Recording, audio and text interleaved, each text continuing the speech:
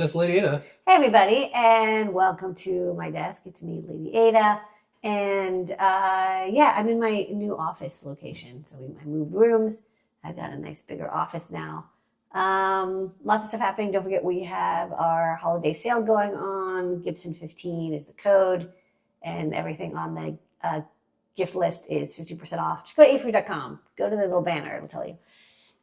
Okay. So last week we were out. Thanks for your patience. Went to visit some family. It was great. And baby Ada had a good time.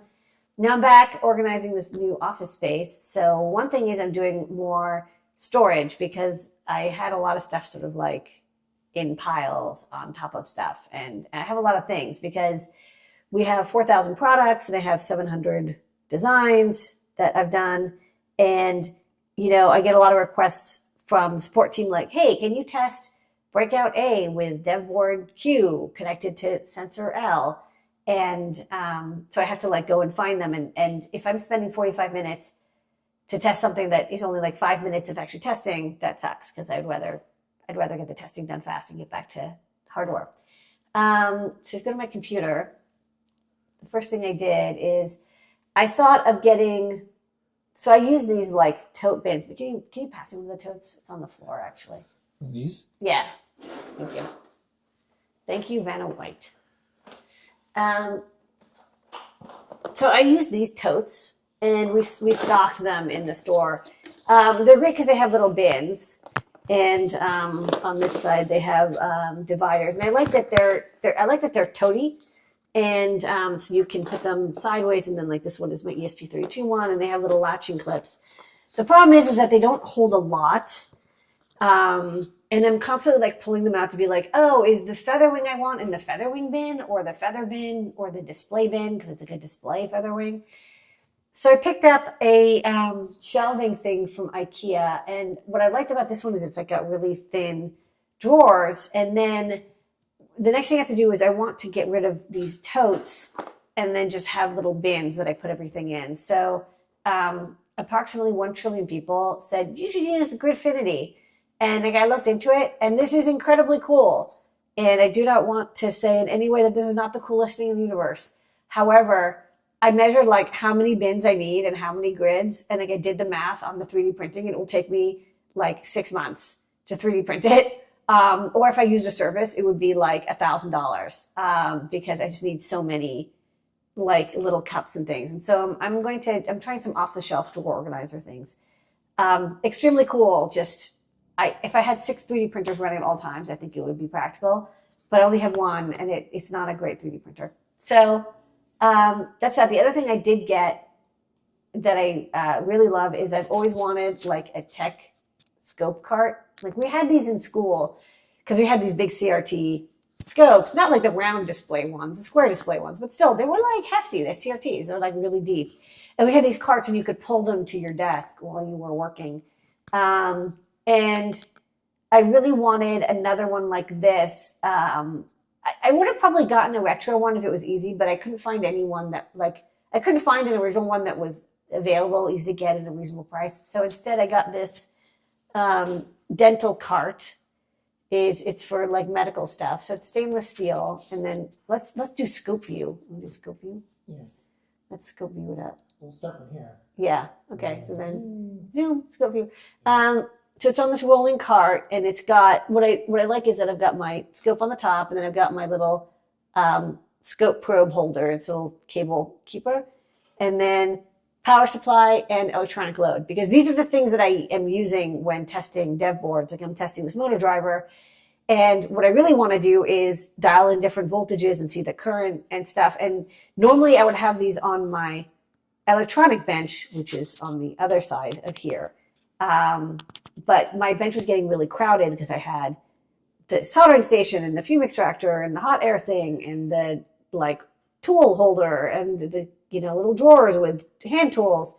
And then I also had this equipment. So I moved that off and now this is next to my desk, a little rolling cart. And we're going to eventually get video output from the scope. So when I show off analog stuff or digital stuff, I can scope it out. But I love this rack. So, I mean, it was inexpensive. You can get really nice ones for like $1,000, but this one was like $160, and it's just fine.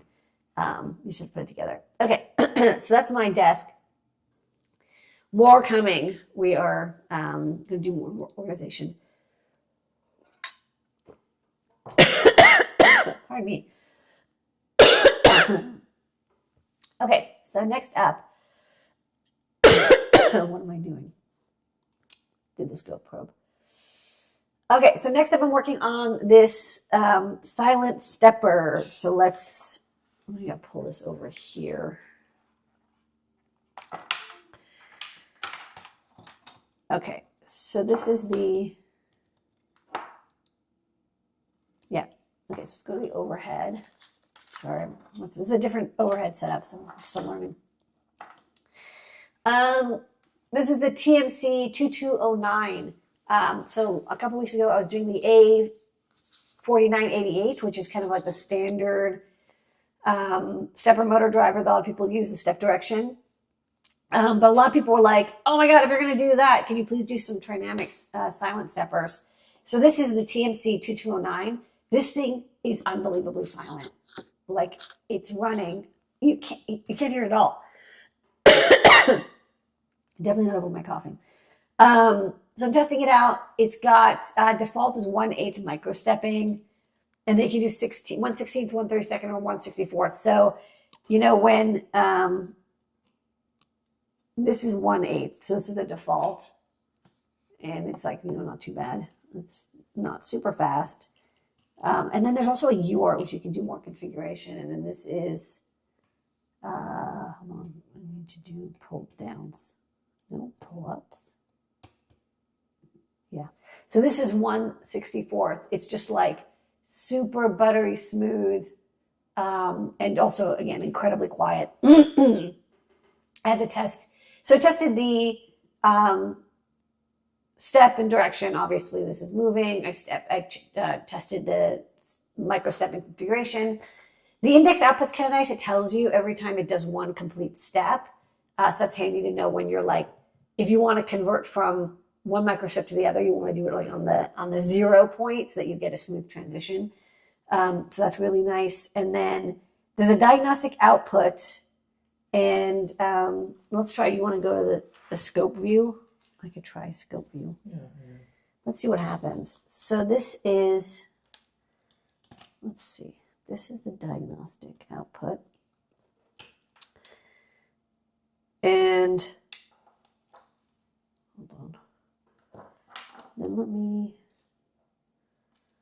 set this up to be grounded. But you'll have the overhead. Okay, so this is the diagnostic output, boring. But then if I short one of the stepper motor outputs, you'll see it goes high. Let you know, like, hey, you shorted the output. What the heck?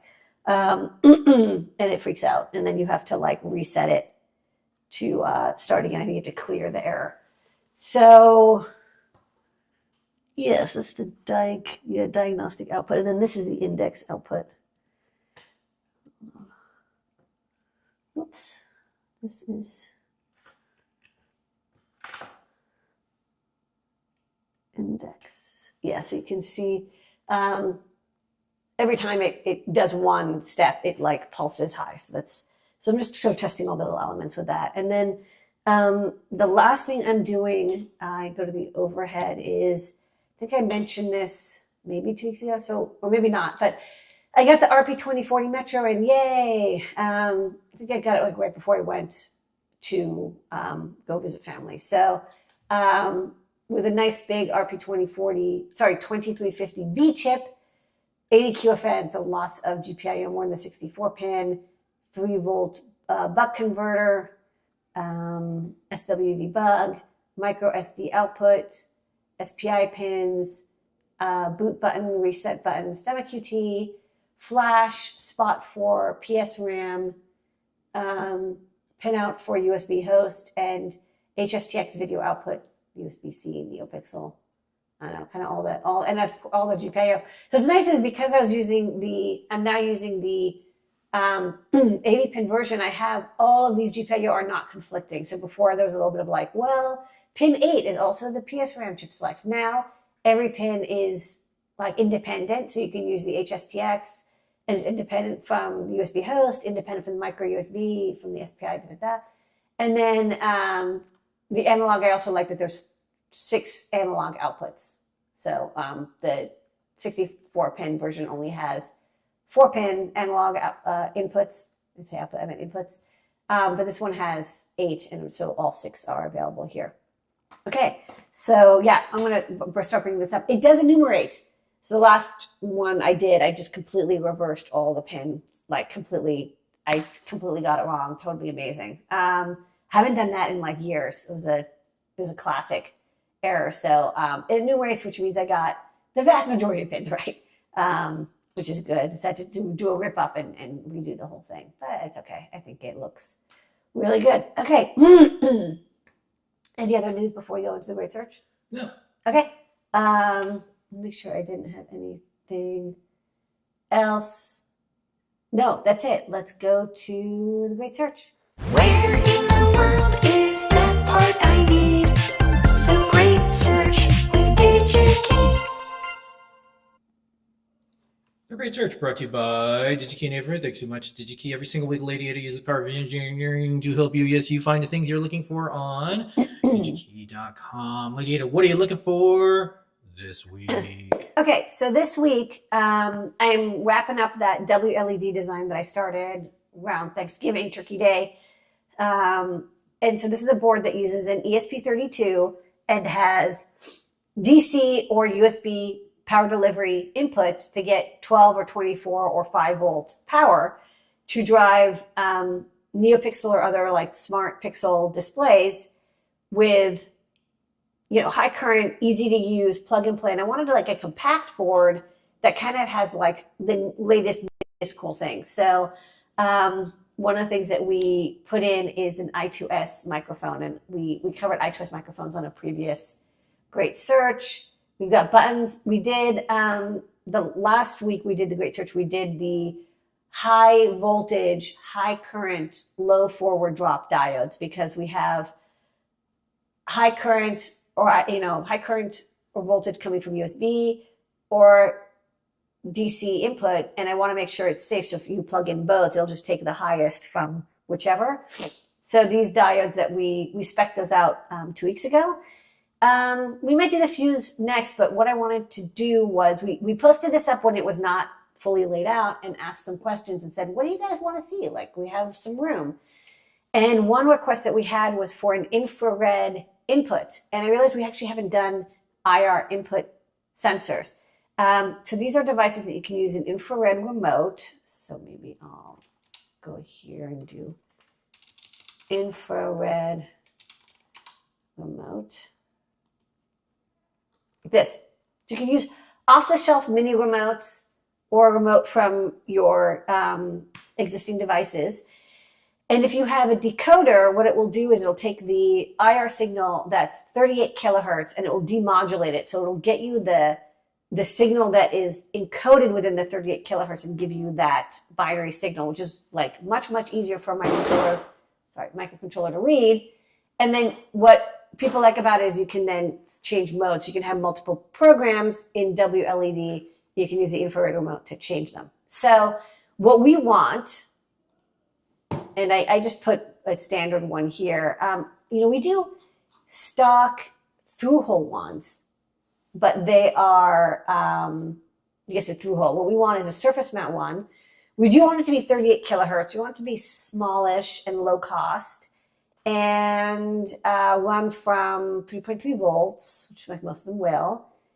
And but mostly inexpensive 38 kilohertz are the two big things, and small and surface mount. So let's go to DigiKey and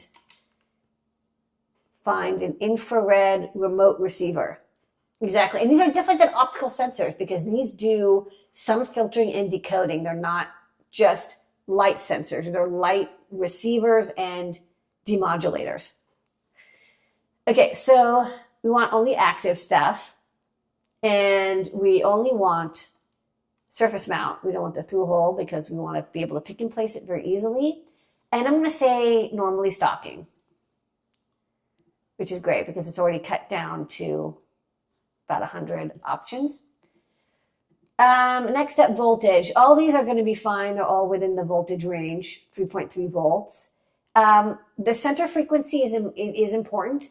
There are some remote controls that use like 56 kilohertz. I think Sony does, but like 95, 98% of remotes use 38 kilohertz.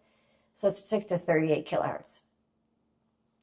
Next up is view, side or top view. So we want top because we want like the plane of the PCB and we want to be able to point down at it. We could do side, but I think it's more likely that it'll be in an enclosure. So I think top is, you're more likely to have a hole at the top of the enclosure. So let's do side or top view. And then we see some, it says like, no orientation. So let's look to see what's up with that. So one thing that's interesting is there are some that are just chips and you expect to have a separate infrared sensor element that you wire to it. And there are some that are fully integrated. I want the fully integrated one.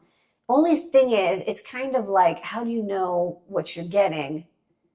And they kind of don't really say. I mean, the only thing I could think of is you get rid of the ones that have no orientation. So let's just do the ones that no orientation. Okay, next, sensing distance. I want like a good, like 2 meters is nothing. That's like so short. I really want to have 25 to 45 feet. Basically, it's very sensitive. So you can be across the room or across the building. And as long as you're line of sight, it'll see it. Okay, so next up, we'll just ignore the ones that are chips. And we'll just go for the, we'll just visually look at the images. Let's look at pricing. So it looks like there's a couple of options, pricing, and then you can also see the quantity available. That also is a good hint. So this one looks like it's both the most inexpensive and the one that's most stocked, which is like kind of a good scene.